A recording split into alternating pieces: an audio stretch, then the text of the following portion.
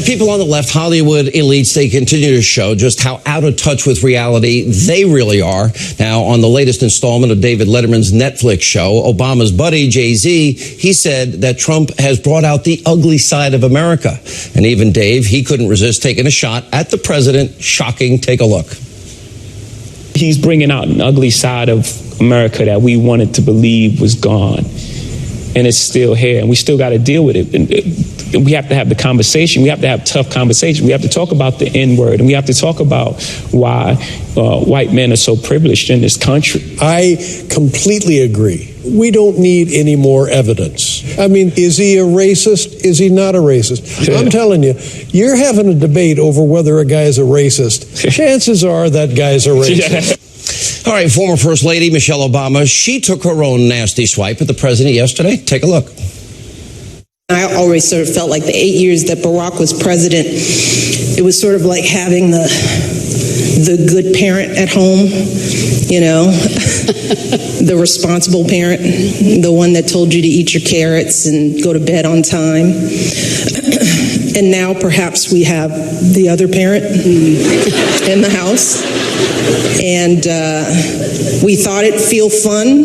Maybe it feels fun to some for now because we can eat candy all day and, you know, stay up late and not follow the rules. What happened to they go low, we go high?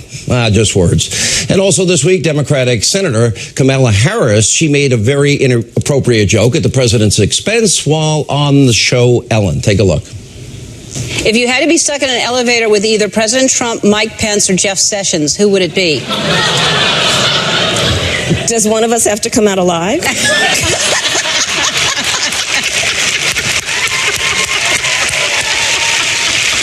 All right, here with reaction, the author of the brand new book, How Do I Tax Thee? The Hill contributor, Kristen Tate, is with us. Also with us, Fox News contributor, Tommy Lahren. Yeah, look, I don't really care what people say, Tommy. But the thing is, any conservative, if they say one thing that is deemed inappropriate, in come the thought police, in come the politically correct teams, in come the boycotts, in come the silencing efforts. So the double standard is so obvious and transparent, and you've lived this as well as I have.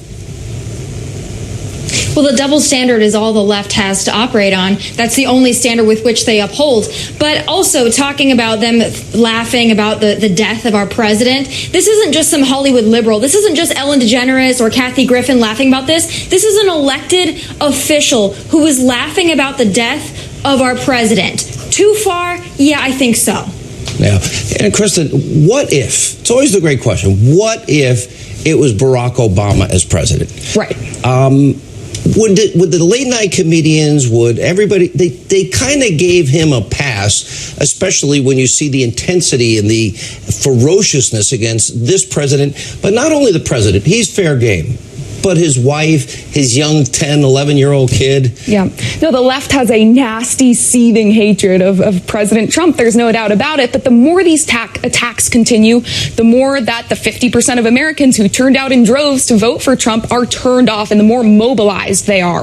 With regards to Harris's comment in particular, I think she was just joking. I actually don't have a problem with a joke. I can take a joke. The problem is the hypocrisy. If someone on the right said that, oh, their career would be over, they would be shamed by every outlet in America. But there is a violence, there is a culture of violence that's kind of growing on the left. I mean, we saw Kathy Griffin proudly holding up Trump's decapitated head, Madonna saying she wants to blow up the White House, Snoop Dogg showing himself assassinating Trump in a music video. This has become the new norm. And Tommy, I go to you, and this goes back to Kimmel. I don't really care. Nobody really watches Jimmy Kimmel. I mean, he's in last place by a long shot, but that's not the point. I don't remember anybody taking those kind of shots that he did, a gratuitous shot at the First Lady. Go after the president, go after his policies, make all the jokes you want. They're all there, go right ahead.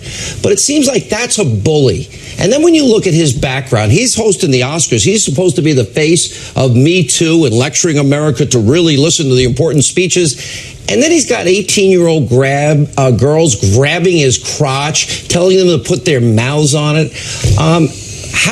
I mean, he's like a pervert. I'm watching and I'm like, we don't need this. And no conservative would do it, nor would they ever get away with it.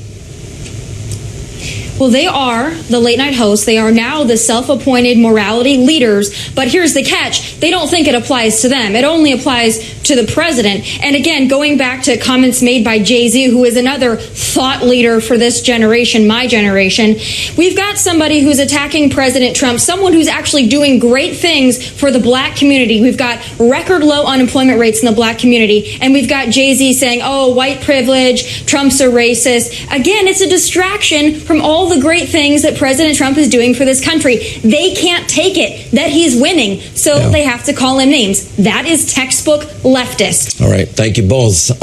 When we come back, President Trump announced his decision on whether he's going to attend this year's White House Correspondents' Dinner. We'll tell you what he decided to do as we continue the special edition of Hannity.